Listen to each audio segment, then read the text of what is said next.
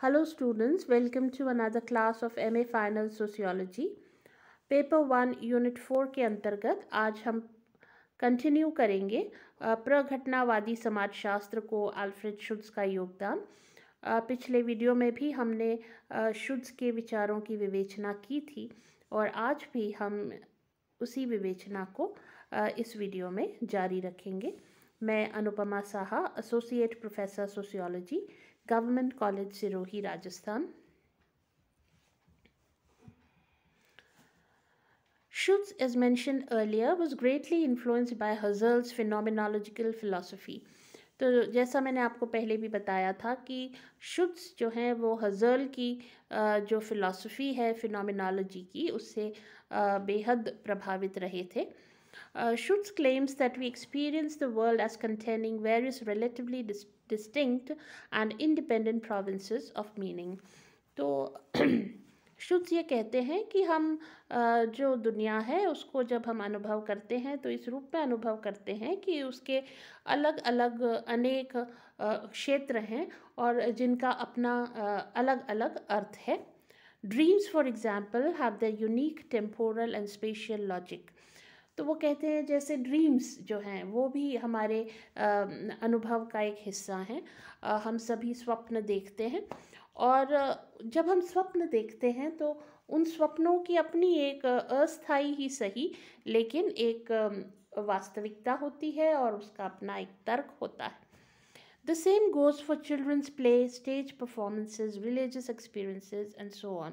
इसी तरह से जो बच्चों के खेल होते हैं, चाहे वे घर घर खेलें या चोर पुलिस खेलें या उसी तरह के अन्य गेम्स खेलें जिसमें वो अलग अलग किस्म के रोल अख्तियार करते हैं, या हम स्टेज परफॉर्मेंसेस देखें जिसमें अलग अलग किरदार होते हैं जो अपनी अपनी भूमिकाएं अदा करते हैं, या हम रिलीजियस एक्सपीरियंसेस को लें, हमारे जो अलग अलग धार्मिक अनुभव होते हैं, चाहे हम किसी धार्मिक कथा को सुने या कोई हम किसी माइथोलॉजिकल फिगर के बारे में जानें।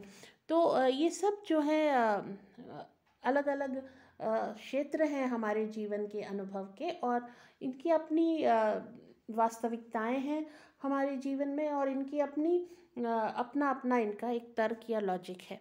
According to Schutz, science and research too take place within a distinct province of meaning. तो जिस तरह से हमने बात की ड्रीम्स की, बच्चों के खेलों की या स्टेज परफॉर्मेंसेस की या रिलीजियस एक्सपीरियंसेस की, उसी तरह से वो कह रहे हैं कि विज्ञान और अनुसंधान भी एक निश्चित क्षेत्र है हमारे अनुभव का और उस क्षेत्र में हमें वो उचित और तार्किक लगते हैं, वास्तविक लगते हैं। और इंटरेस्टिंग बात यह है कि जीवन के एक क्षेत्र में हम वैज्ञानिक हो सकते हैं लेकिन दूसरे क्षेत्र में नहीं। तो यह भी अपने आप में बहुत इंटरेस्टिंग बात है जो शुट्ज़ की बात से ही निकलती है कि ये दोनों रियलिटीज़ एक साथ एग्जिस्ट कर सकती हैं। One region has a special status, however, and that is the life world. This is not only because it is the region in which we spend most of our lives, but also because each of the other regions is a modification of the life world. तो वो कह रहे हैं कि इन सब अलग अलग regions या क्षेत्रों के अलावा एक और क्षेत्र है जिसका एक विशेष स्थान है और वो है हमारा लाइफ वर्ल्ड, यानी जिस दुनिया में हम जीते हैं, जिस दुनिया में हम अंतर्क्रियाएं करते हैं, जिस दुनिया में हम अपनी विभिन्न सामान्य गतिविधियां करते हैं, ये दुनिया एक अलग स्टेटस रखती है हमारे सभी के संदर्भ में। And this is not only because it is the region in which we spend most of our lives, but also because each of the other regions is a modification of the life world. तो ये special क्यों है? इसलिए नहीं क्योंकि हम अपनी अधिकांश ज़िंदगी जो है वो इस दुनिया में जीते हैं, बल्कि इसलिए भी कि बाकी जितने भी रीजन्स हैं, चाहे वो बच्चों के खेल हों, चाहे वो ड्रामा हो, चाहे वो हमारे स्वप्न हों, वो सब इसी दुनिया, इसी लाइफ वर्ल्ड के ही अलग अलग स्वरूप हैं, कुछ परिमार्जित या संशोधित स्वरूप हैं, तो वो इसी वास्तविक दुनिया से ही निकलते हैं। The realities of science and of dreams, for example, are regions that one enters by bracketing or switching off in some way the life world, and to that extent, they both fundamentally presuppose the reality of the life world. तो जैसे अगर हम विज्ञान की दुनिया की बात करें या हम स्वप्नों की दुनिया की बात करें, तो इन दोनों दुनियाओं में जब हम एंटर करते हैं तो हम कुछ समय के लिए जो हमारी वास्तविक सामान्य दुनिया है, जो हमारी दैनंदिन क्रियाओं की दुनिया है, जिसमें हम रोज़ अन्य लोगों के साथ अंतरक्रिया करते हैं, जिसमें हम अपना जीवन व्यतीत कर रहे हैं, हम उस दुनिया से कुछ समय के लिए कट जाते हैं और उस नई तरह की साइंस की दुनिया में या ड्रीम्स की दुनिया में, स्वप्नों की दुनिया में एंटर करते हैं। और फिर शुड्स ये कहते हैं कि अगर हम साइंस की दुनिया में कुछ समय के लिए एंटर करते हैं या ड्रीम्स की दुनिया में कुछ समय के लिए एंटर करते हैं, इसका मतलब ही यह हुआ कि एक अलग वास्तविक दुनिया है जिससे कट करके हम उस दुनिया में एंटर करते हैं। Following Husserl, Schutz employs the term epoch for such switching off. तो इस तरह से कुछ देर के लिए कट कर एक दूसरी दुनिया में एंटर करने को शुड्स जो है वो इपोक कहते हैं। वास्तव में ये टर्म उन्होंने हजर्ल से ली है, हजर्ल इसे इपोक कहते हैं और इसलिए शुड्स भी इस ब्रेकिंग ऑफ को, इस स्विचिंग ऑफ को इपोक कहते हैं। When we dream, for example, we perform an epoch on the rules that in everyday reality govern the identities of persons and places. तो वो कह रहे हैं कि जब कभी भी हम स्वप्न देखते हैं तो वो वास्तव में हम एक स्विचिंग ऑफ करते हैं किसका, उन नियमों का जो सामान्यतया, जो सामान्य वास्तविकता में लोगों के या जगहों की पहचान को तय करते हैं। तो इस दुनिया के जब कभी भी हम ड्रीम्स में प्रवेश करते हैं तो उसके रूल्स अलग हो जाते हैं, वहाँ के नियम अलग हो जाते हैं और वो उस दुनिया के नियमों से बिल्कुल अलग होते हैं जिसमें हम सामान्य तौर पर जीते हैं। क्योंकि आपने देखा होगा कि जब कभी भी हम ड्रीम करते हैं, जब कभी भी हम स्वप्न देखते हैं, तो हम अपने को कभी किसी ऊंचे स्थान पर उड़ता हुआ भी अनुभव कर सकते हैं, या हम ऐसे लोगों से मिलते हैं, उन लोगों के साथ अंतरक्रिया कर रहे होते हैं जिसका कि सामान्य जीवन में हमारा जिनसे कोई दूर दूर तक नाता ना हो। हम सेलिब्रिटीज़ से मिल रहे होते हैं, हम किसी देश के प्रेसिडेंट के साथ भी बातचीत कर रहे होते हैं, वो हमारे घर में आए हुए होते हैं। तो ड्रीम में हम कुछ भी देख सकते हैं और उस समय की उस ड्रीम की स्थिति में वो वास्तविक लगता है, वो रियल लगता है। उसी तरह से हम अपने मृत संबंधियों को देख सकते हैं, उनके साथ वार्तालाप कर सकते होते हैं।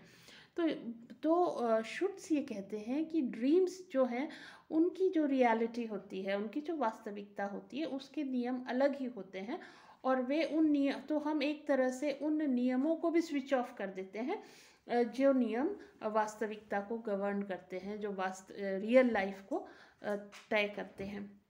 Since it is the life world and not the mathematical world of science that constitutes the frame and stage of social relations, the sociologist should take her point of departure in the former. तो जब शुड्स ये कहते हैं कि जो हमारा real world है, जिस जगत में हम जीते हैं, जिसमें हम अपने क्रियाकलाप करते हैं, वो साइंस के जो मैथमेटिकल वर्ल्ड है, जो विज्ञान का बहुत ही निश्चित और प्रिसाइज और मेजरेबल, जिसका मापन किया जा सके, उस दुनिया से बिल्कुल अलग है। तो साइंस तो केवल वो कह रहे हैं कि साइंस जो है वो बहुत निश्चित, प्रिसाइज, क्वांटिफाइड और बहुत ही मेजर्ड दुनिया है, लेकिन जो हमारी दुनिया है वह साइंस की दुनिया से अलग है। तो सामाजिक अंतरक्रिया जो होती है या सामाजिक संबंध जो बनते हैं वो अलग होते हैं, वो एक अलग दुनिया होती है। और इसलिए जो सोशियोलॉजिस्ट है, जो सामाजिक संबंधों का अध्ययन करने वाला व्यक्ति है, जो सामाजिक अंतरक्रियाओं का अध्ययन करने वाला व्यक्ति है, उसे लाइफ वर्ल्ड का अध्ययन करना चाहिए। उसे अपने आप को, अपनी शुरुआत जो है वो इस सामान्य दुनिया से करनी चाहिए और साइंटिफिक दुनिया से नहीं।